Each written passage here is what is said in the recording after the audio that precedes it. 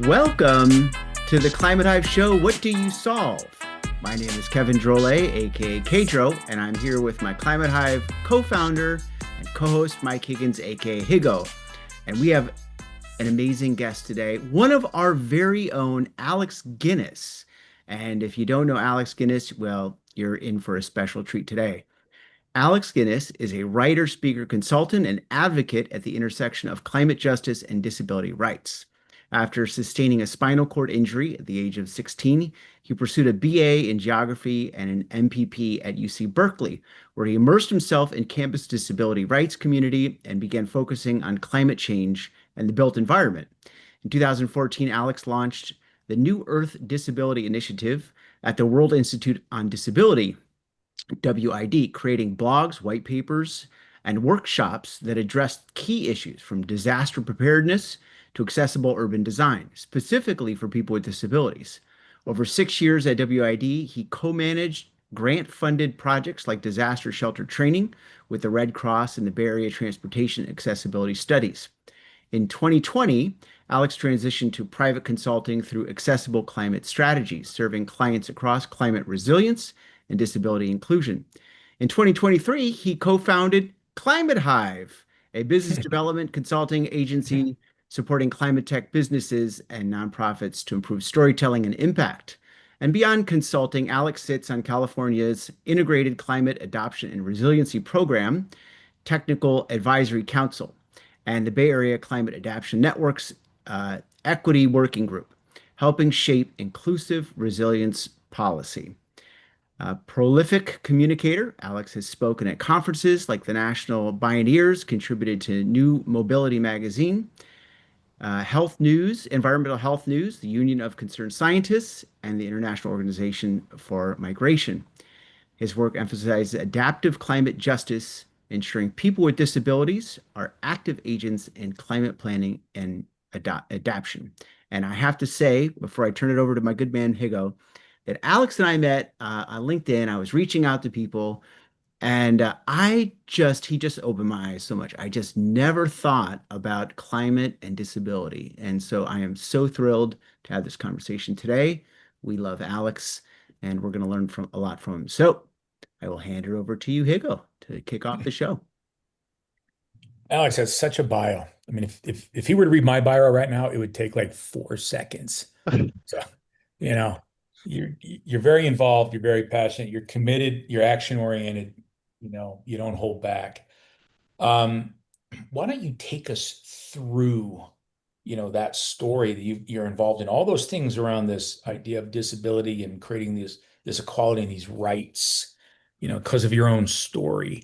And why don't you get everybody up to speed on your path to this point, and then we can dive into the specifics of the organizations that you're building. Yeah. Well, thank you both for having me here. Thank you, Kevin, for reaching out on LinkedIn a couple of years ago. Uh, yeah, so I grew up able-bodied up through when I was 16. I was kind of an extreme sports kid and then acquired a spinal cord injury in a biking accident. So fractured a vertebrae up here, bruised my spinal cord, and that uh, limits how much my brain talks to the rest of my body. So I've used a wheelchair for the past 20 years.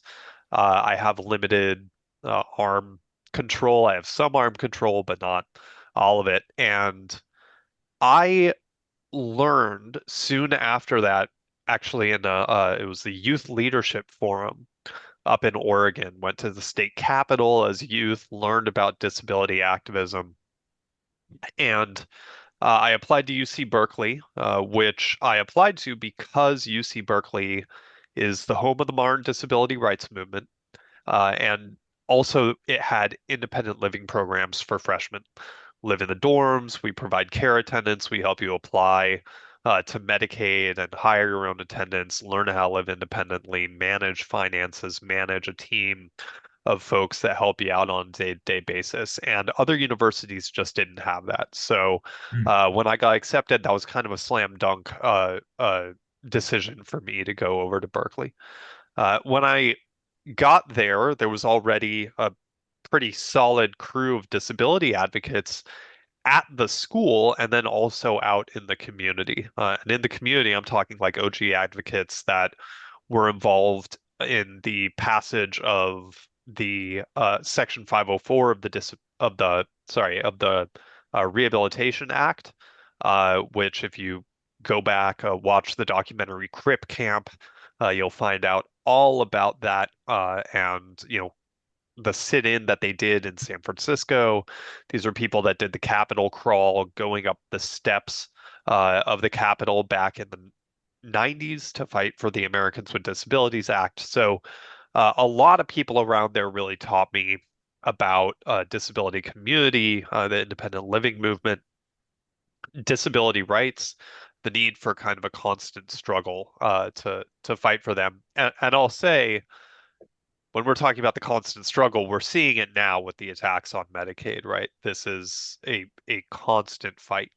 Um, and I also started out as a political science major. And I think on my freshman year, second semester, I took a geography course on climate change, this being back in 2007, and really opened my eyes. It was, I think, a couple of years after Al Gore released his documentary, a couple of years after Hurricane Katrina hit, and I said, wow, politics, that'll be something I nerd out on, but climate change is really what I want to build my career around. So in college, I did this dual track of disability activism and studying climate change. I then went to the Goldman School of Public Policy and worked on energy storage policy. So had an internship at the California Energy Storage Alliance and eventually was hired to do some of their regulatory filings, like the first drafts of the regulatory filings and other communications for the California Energy Storage Alliance. That was my first job out of grad school. And then I just had an epiphany working there, looking at uh, how do we bring intermittent renewables on board? How does energy storage help that? This being back in 2012, 2013, and then 2014, when also energy storage was totally in its infancy. There was hardly anything on the grid. It was much more theoretical than it was concrete like we're seeing it now. And I said, wait, I charge my wheelchair at night. We're adding all of this solar. The battery is vital then to help me charge my wheelchair at night when we get a bunch of Right. intermittent renewables on the grid. And I kind of took a step back from that and thought, well, okay, how are people with disabilities affected by climate change? Um, how will adaptation end up benefiting us? How can we have inclusive adaptation? How might it leave us behind? And how do we push for really our survival, but then also our well-being, our financial well-being, our health, etc. Um, and I started writing about it. I started a blog called New Earth Disability, and was contacted by some folks at the World Institute on Disability, offering a fellowship to explore this a little bit further, and I made that jump over to the World Institute on Disability.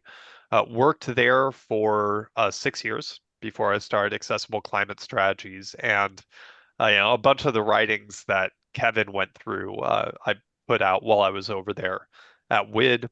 Went around to conferences, really tried to educate a lot of people. The nature Mm. of the nonprofit world is that you first of all get money from donors, and we had some really great donors and supporters over there at WID, where we were able to devote some general funds to me doing this education, networking, going to conferences, and you go after grants. And there honestly were pretty limited grants for this kind of a thing. We worked with the California Department of Social Services for their functional assessment service team program. That's where county and state staff are trained to deploy out to disaster shelters and help people with disabilities in those shelters, ask them what do you need here? What kind of resources do we need to order? Everything from wheelchairs to disposable medical supplies to ASL interpreters that come out and then help out. And then we also had like a big transportation project where we did a big old transportation study in the Bay Area, interviewing community members, and then eventually, actually, they wrapped up that project after I left, doing some more education for the community. So in 2020, I left WID. My health kind of slowed me down, and then Mhm. I realized that I wanted to do more private consulting rather than operate within the nonprofit industrial complex. So I left, I opened Sustain Our Abilities, and that was, sorry, not Sustain Our Abilities, Accessible Climate Strategies. Uh, and that all happened like I left WID, I think, a week before lockdown in 2020. So ACS, suffice to say, kind of got off to a bit of a slow start as the whole world was in crisis. And over the past several years, I've also had a couple of really empowering and good part-time opportunities that came up that I thought might turn full-time. So there was one with Social Policy Research Associates working at their lead center, which was a financial empowerment center. And then I got approached by somebody who I knew from my conference days, and she had started a nonprofit called Sustain Our Abilities. And it was entirely volunteer. They brought me on board to try to build it up, and just the infrastructure there in that nonprofit wasn't enough to help support it and grow. I tried, but that sometimes things flop. Yes. Then Kevin approached me. And I'm here with Climate Hive, and I love all the PR work and everything that I've done with Climate Hive. Accessible Climate Strategies, in the meantime, has had consulting projects that have come and gone. Did for example, a checklist for what people with physical disabilities should do in the face of disasters, and that was for United Spinal for their Ready to Roll initiative and their set of resources that they have up online. I've continued to do disaster trainings with the California Department of Social Services, and I'm just looking to do more right now. I got invited, sorry, I applied. I didn't get invited. Kevin invited me to apply to um, uh, the Climate Based Fellowship. And Climate Base is a fellowship where really does a crash course on climate change in general, and then does a lot of networking. And I decided to pursue a capstone project to get kind of a more solid foundation for accessible climate strategies. We've reached out, we did a survey, we've done interviews with people domestically and internationally about what they care about, what they need, what kinds of consulting services would be helpful and valuable for them. And there's a lot of potential projects that I kind of now am envisioning, having talked to all those folks.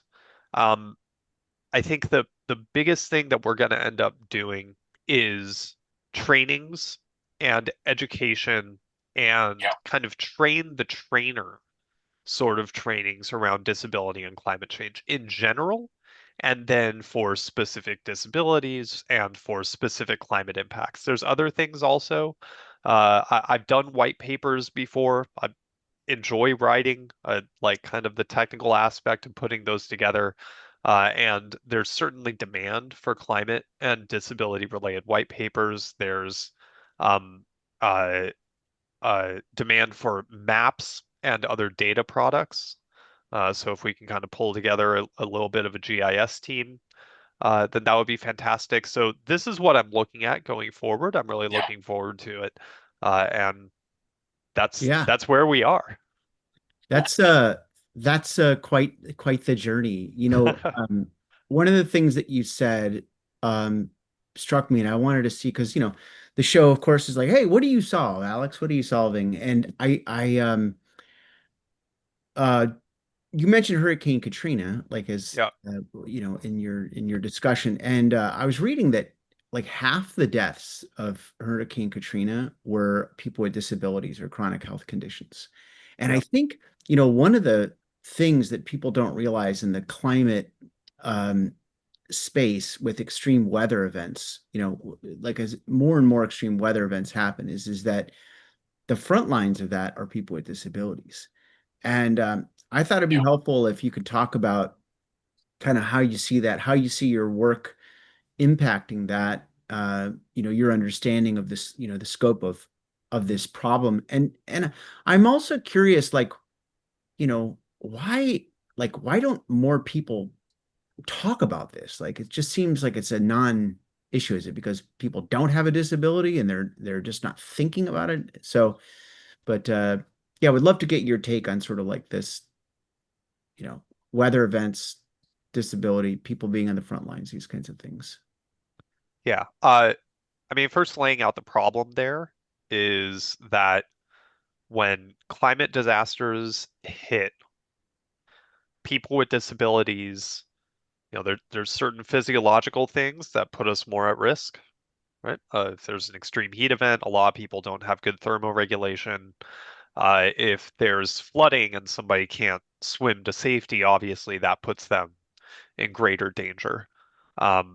The list goes on, right? If there's a fast-moving wildfire, uh, someone with a disability, we're less likely to own cars, just statistically, and might need specialized transportation.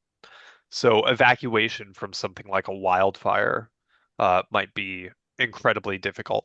People with disabilities are more socially isolated, and one of kind of the things that helps with climate resilience is knowing your neighbors and asking your neighbors to knock on your door and help with evacuation. So that's just a small sample of some of the reasons why people with disabilities are more likely to be harmed by climate disasters and also more likely to pass away. You brought up the half of the people in Hurricane Katrina. Another stat that I think is relevant is when the Camp Fire hit Paradise, California, that 75% of those deaths were seniors. And we know that there's a lot of overlap with disability and age in terms of the access and functional needs that folks have, and just that there are higher rates of disability as age goes up. So that's kind of the problem, right? I think in terms of people not engaging with it, uh, is that people with disabilities, despite being 25% of the adult population, are just too frequently an afterthought. We have lower rates of workforce participation. The labor force participation rate for people with disabilities is in the 20s. Like 22%, I think was one of the numbers that I saw most recently. And for able-bodied people, it's in the 60s. So like you're not seeing people with disabilities at work, right? You're not interacting with them every day. Or you are, but Yeah, just at a Right. disproportionately low rate compared to the population. yeah. And able-bodied people, yep, by the way, temporarily able-bodied. My nickname is Tabbies for all the temporarily able-bodied folks. Um, uh, Tabbies like to think of themselves as able-bodied, not temporarily able-bodied, right? We What's that? What is the difference? Like, what do you mean? Because we're all going to have potential issues? Is that yeah, sure. referring? Yeah. Senator Tammy Duckworth, who is an amputee, uh, went on some show a few days ago and said, we should have healthcare and supports so that all of us grow old enough to get a disability. Mm. Right? That and there was very nervous laughter in the audience because people, while they're able-bodied, don't want to grapple with that. They don't want to grapple with their lack of, you know, the permanence of their health. So there's this like psychological block about engaging with disability rights and engaging with the disproportionate vulnerability and risk that people with disabilities face when disasters hit, because people just psychologically don't want to put themselves in our shoes, and think of us as the other.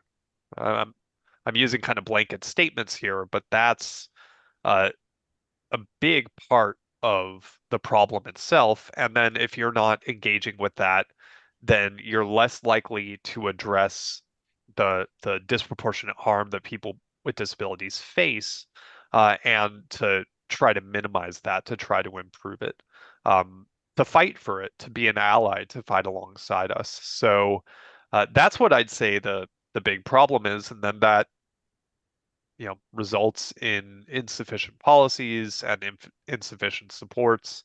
Um, uh, there's another aspect to it, which is just that uh, disability can be expensive, and there are fiscal conservatives that just don't want to provide that extra support. Certain healthcare systems are broken, and people aren't willing to go and engage with them. The Disability Relief Medicaid Act was just reintroduced, and this one says that if there's a federally declared disaster, that uh, you can receive Medicaid if you cross state lines, because right now Medicaid doesn't cover healthcare across state lines. So just imagine that disaster hits, and your folks still have your accessible home from your childhood, and still have a spare bedroom, and say, oh my God, well, your house is destroyed, and why don't you come over and just stay with us for a while? And all of a sudden, Medicaid won't cover your medications, or your doctor's visits or an ER visit. So, yeah, there's a lot of problems there, and that Disaster Relief Medicaid Act, which said Medicaid should cover healthcare and services across state lines in a federally declared disaster, that got reintroduced this year because prior introductions didn't get out of committee. And this, I think, is a perfectly logical and humane sort of legislation, but things just get stuck and deprioritized. And you've probably got someone who's kind of a heartless fiscal conservative saying, well, why should we pay extra across state lines, when you know you ask what in the world is wrong with you, when you're saying that. So yeah, there's a lot of problems out there and a lot that needs to be fixed. And I think that education, conversations, uh, coalition building, um, reframing of disability and able-bodiedness, where able-bodiedness is referred to as temporarily, as temporary able-bodiedness, hopefully will help move the needle here. And that's what I'm here to try to help with. Every time I talk to you, Alex, I learn 10 new things. And lack of access to, Medicaid if you cross state lines. Just one of those things. I agree with you. It's like, where's the common sense that says you shouldn't or can't? Remarkable. Yeah, So lots of stuff like that. yeah, I bet. Yeah. What changes, would you make if you could just make them, right? Around climate resilience planning to make it more inclusive for people with disabilities? Like, because it seems to me from just listening to you and from our conversations in the past that it's broadly overlooked. So how do you get more people to understand and engage in the conversation so that the planning is broader? Well, I think that you need engagement with the disability community, and one of the uh, foundational mantras of the disability rights movement is nothing about us without us, right? We have to be at the table. And I'm not going to pretend to speak for blind folks or deaf folks or people with CP or people with certain chronic health conditions, right? That disability is incredibly diverse. That stat that I said earlier, about 25% of the adult population will just think about, you know, how many disabilities, how many different life experiences that encompasses, and uh, also, as a Californian, I'm not gonna pretend like I know the experience of dealing with a hurricane, because I don't. Like I can speak about it, just seeing it across the country, interacting with colleagues, but I don't have that firsthand experience. So Hmm. the main thing is to have people with disabilities and a range of people with disabilities at the table. That's step number one. Uh, Another part of it is there need to be more people with disabilities working in the climate and disaster space. Hmm. Um, and by the way, today as we're talking, I want to just highlight that climate change is not just disasters. There's a lot of slow-moving problems that we need to tackle. There's a lot of work that needs to be done on disability inclusion in, say, even the renewable energy space, right? Me working in at the Energy Storage Alliance, I became a bit of a voice of the importance of batteries for people with disabilities, right?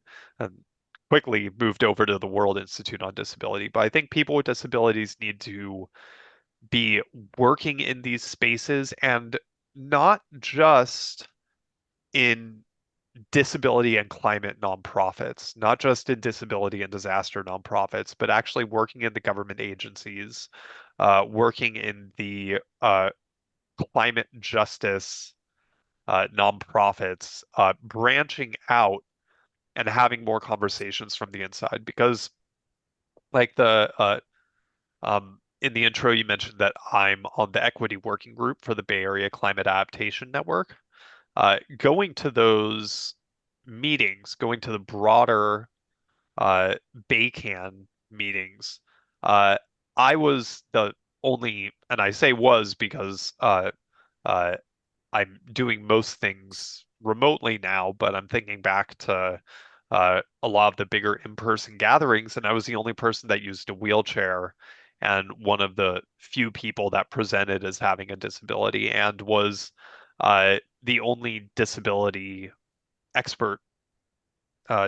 climate justice expert that was there. So I think that the more that people with disabilities can become interested in climate change, become interested in climate policy, and actually show up and work in those spaces, the better. And then from, the advocates still need to be doing advocacy. The folks in government need to be actively reaching out to disability stakeholders and bringing them in. And the entire thing just needs more education and awareness so that these increasing numbers of publications and resources are actually used by the folks in government, the stakeholders that have power to make a difference. Yeah, one thing that's I think about like behavioral change like quite a bit. And when we were together at the Verge conference in the Bay Area, and Mike and I think it was our first time hanging out together. And just hanging out with you and like, sort of like uh, just cruising around with you basically like in the conference and it just forever I will have like, I change forever just kind of hanging around with you because I got a better understanding of like, all right, like, oh, okay, like this is how, you had to operate in the world. And I think, I have a fair amount of, relatives who are, like in their 80s and there's certainly like a lot of disability and different things. But I think it's like that awareness of like what's the lived experience, right? Like what's the lived experience and people taking care of each other and it like how do we get that behavioral change? Because people make a budget and it's like people aren't numbers, they're people, like they're human beings, and like we have to look at the human beings as human beings, I think, you know Um, but I wanted to like kind of follow up on Mike's question too of like when you do your like with accessible climate strategies and you do the training, can you help us like understand like what's that like? Like what are you telling people? And then is it like agency for people that have disabilities? Are they getting involved in the training and the leadership of it? But give us a picture of what those trainings are like in case, also listeners might want to hire you to do some of that. Yeah, so it's, you know, PowerPoint trainings. And the first thing that I lead with is just a question about what is disability and climate change. The three of us here have been talking about disasters a lot, but my kind of foundational concept is imagine that you have two columns, and one column has everything having to do with climate, and this is specific disasters, right? It is longer term changes, uh, government austerity, which as the economy shrinks is going to lead to austerity, shrinking economy and what that means for jobs, migration, housing. There's just tons and tons of rows in that climate column. And then over on the disability side, you've got the same thing, but for disabilities. So you have different categories of disability. You've got the physiological and the psychological aspects of disability. You have the social aspects of disability, right? The disproportionate poverty, disproportionately low quality housing, lower rates of vehicle ownership, higher rates of transit use. Uh, Again, the list goes on. And you could draw horizontal and diagonal lines, and if you have 100 rows in each column, uh, not that hard to fill 100 rows in each column. Uh, then you have 10,000 connections, and each one of those is worthy of exploring. So that's kind of the foundational thing. And then I'd go into examples of uh, disability categories and concerns that they have around these various impacts, and a few of the climate impacts. And then the training would be shaped, having a conversation with the people that are bringing me on board to give the training of, okay, what kinds of specifics do you want to talk about? Now, I'm working with a couple other folks from the climate-based fellowship to also put together a bit of a flowchart for specific climate impacts and specific disabilities. So we have that where if we're brought on to give a presentation and a training about, say, wildfires in California, that we could narrow things down and talk about wildfires, talk about where people with disabilities live, talk about some of the concerns about evacuation, concerns about, say, the public safety power shutoffs that happen to try to prevent wildfires, or sorry, trees from hitting utility equipment and sparking wildfires. So they power off different sections of the grid, and then people with disabilities that need electric power, all of a sudden they don't have access to power for their ventilators, for their wheelchairs, etc. So those are kind of the different types of trainings that we'd put on. Each one would also have a discussion section to hear what people's thoughts are about the presentation, to hear of their own concerns, to hear of their further questions. And then if they have questions that we can't answer in the moment, or I say we because really I'm now working with a couple other folks out of that climate-based fellowship, and they'll be working with me on trainings likely at some point in the future. But that the trainings would happen, we'd have conversations. If we can't answer any specific questions, then we'd follow up with the folks that hired us to give those trainings. So that's that in a nutshell. So is it like so it's like Hmm. it's awareness, Yeah. there's prevention, and then there's like reaction. Like so what what needs to happen if such an event. Are you guys also giving like preparedness like training, like, okay, here's what you need to be thinking about that you might not be thinking about. And also, I guess I have the question of like, in general, what's your sense, like how prepared is America? Like, how bad is the problem in terms of preparedness for these kinds of events and people with disability, like, being the disability community being impacted by them. Uh, it depends on the state, I'd say. Um, I mean, there's huge concerns about what's happening with FEMA now, right? That we're hearing from the federal government that the current administration wants to basically pass everything back to the states. Now, I'm here in California. California started that functional assessment service team program after Hurricane Katrina. Really, so all of this is relatively new, right? This is less than 20 years old that we're even having trainings for shelter workers. So, and I think that there's only about 10 states now that have FAST programs. So you've got 40 other states that don't have a program for kind of meeting some of those access and functional needs in shelters and are just relying on the basics of the existing shelter staff to do so. So it's very, very different state by state. Uh, there's different levels of state capacity for responding to disasters. We're probably going to have a situation where there's kind of a formal agreements between multiple states for mutual aid now, if the Mm. federal government steps back.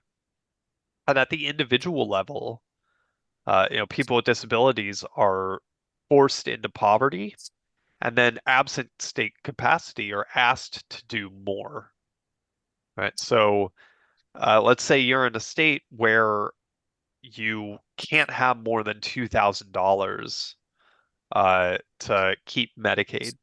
And actually, at the federal level, you can't have more than $2,000 to keep SSI.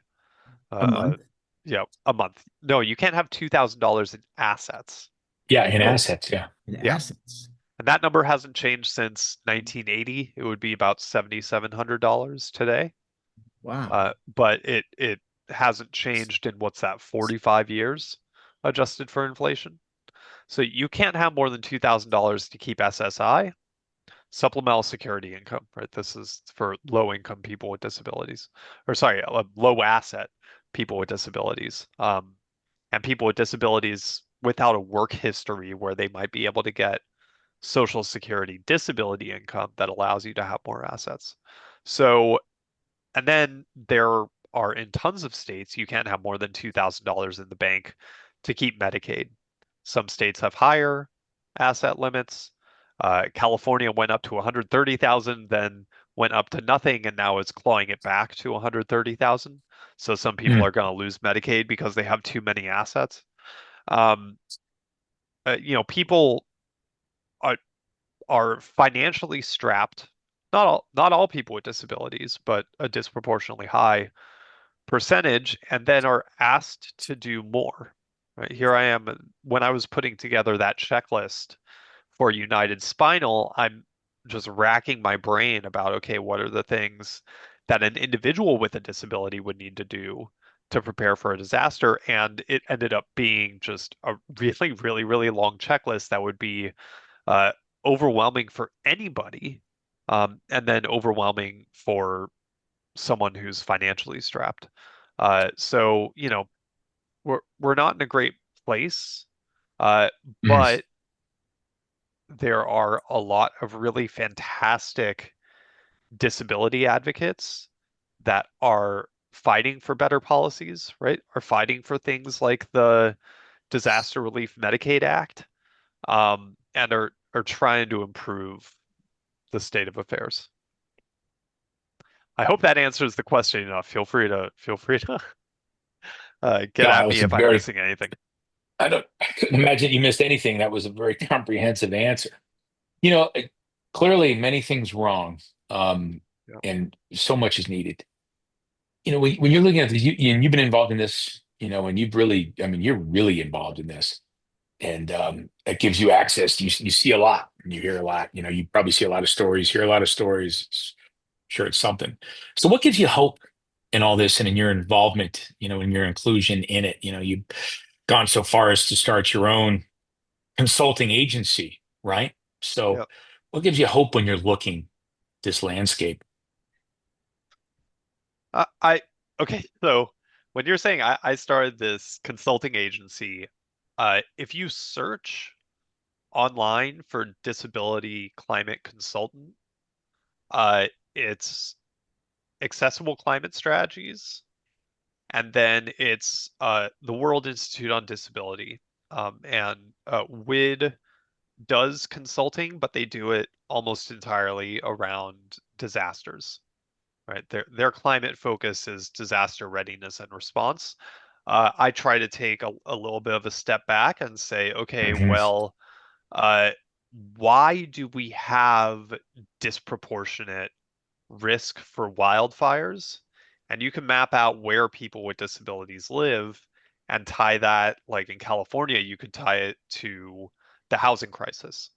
Um, uh, so I see a lot of advocates that are recognizing this problem and are starting to work on it. Uh, I talked about disability and climate consultant, right? And that ACS is really the only one there that's trying to take this more comprehensive view. Hmm. Uh, but every time I talk to somebody, they say, "Oh yeah, that makes sense." It's like with Kevin early on, right? When we first met, he goes, "Oh yeah, I hadn't really thought about that, but it seems important." And I was one of the first people to talk about this in 2014. There were, I think, like two pieces of Hmm. literature online that I could find back in 2014. And now there's a ton of pieces of literature. And if you search disability and climate, right, take out the consultant part of it, there's growing resources. There's the Disability Inclusive Climate Adaptation Research Program at McGill University in Canada. Um, uh, right now, there's also the Partnership for Inclusive Disaster Strategies, again, focused on disasters specifically, but still doing good work, holding weekly and even daily calls with a lot of folks from government and a lot of folks from the nonprofit sector, especially, and then individuals and consultants. So I just see that it's grown a lot. This conversation has grown a lot since I started working on it in 2014. Um, there's growing awareness. Climate justice is starting to incorporate disability a little bit more. It was previously really only talked about in terms of racial justice uh, when climate change hits, but right now it's incorporating disability more. And I think that people are also talking about intersectionality, right? That you have higher rates of disability in the African American community than you do in the white population. And so all of a sudden you've got overlap and intersectionality when you're talking about climate justice and people are having those conversations. So I just think that there's more that people are having more important conversations, and that alone gives me hope. The fact that when we did outreach with those surveys, we encountered people abroad in Bangladesh and in Nepal that are working on disability and climate change and disaster readiness, and they said that they would love more trainings. They would love more, information in order to have kind of ammunition to bring to folks in government to better articulate the problem and what their needs are. And that's happening abroad. That's happening domestically. We're talking with folks from Arizona in the disability community that are really working on extreme heat plans for folks with disabilities. Just imagine being a wheelchair user who relies on public transit and is sensitive to heat. And how do you get around Arizona in the summer? Yep. That's huge Yeah. problems, and people are having conversations about that and fighting for it. So I just think growing awareness and growing work on individual climate problems gives me hope. I think it's encouraging for sure, Yeah. like that the discussion increases and then the discussion increases even globally. It still seems like there's just a tremendous amount of work to do. One of the things that's striking is like climate or these things are these things are just here, like the climate crisis is here. It's not like, it's funny, it's like not a political issue, it's just like it's here. It doesn't really matter your politics, like climate doesn't care, and the same is true of like how people are impacted Mhm. with disabilities in these situations, whether it's like you need to be able to charge your chair, or there's a disaster, like a extreme weather, whatever the case may be. These are realities that are here. It does not like matter one person's opinion or another. It's just facts on the ground that we all have to deal with. So I think it's a super important, work that you're doing. And we, love having you, obviously, is, big part of Climate Hive, and want to support and promote like, this narrative, and help more people to learn about it, like to have more people really thinking about and being conscious, and thinking about climate and disability, and and then acting, and acting. So I think your stories and what you're talking about, today are super important. So um Yeah. I, I mean, on that point, something that just came to mind is like the importance of urbanism in all this. And I got pulled into YIMBY groups, and then was one of the only, wheelchair users that pulled YIMBY. Yes, in my backyard, very pro housing, kind of dense urbanism, which is good for the climate because people are driving less. Um, and then think about this, is good for disability because people who use wheelchairs are more likely to die by cars.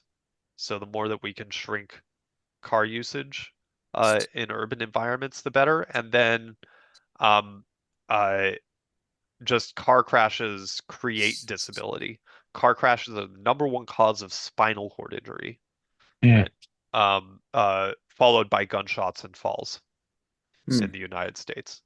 So if we can go out and I could talk to a pro housing group about some of these intersections, a pro urbanism group about some of these intersections, then that gives them more ammunition, right? The disability justice side of this gives them more ammunition. That gives them inspiration to go talk to the disability community and say, hey, how do we reduce car crashes? How do we reduce, the risk that people with disabilities face crossing the street? And how do we uh, create a better housing environment for people with disabilities that uh, kind of get stuck into lower quality housing and get especially squeezed by the housing crisis? So if we can go and educate different groups, urbanism, climate, etc., I'm just trying to give them ammunition to be the best organization they can be, and to fight for climate and to fight for disability and to fight for the intersections there. And so, Alex, as we're winding down so much, are there resources you can point the listeners and viewers to that they can go in and dive deeper, get more information, potentially get more involved? Yeah, so first of all, my website for consulting is accessibleclimate.com.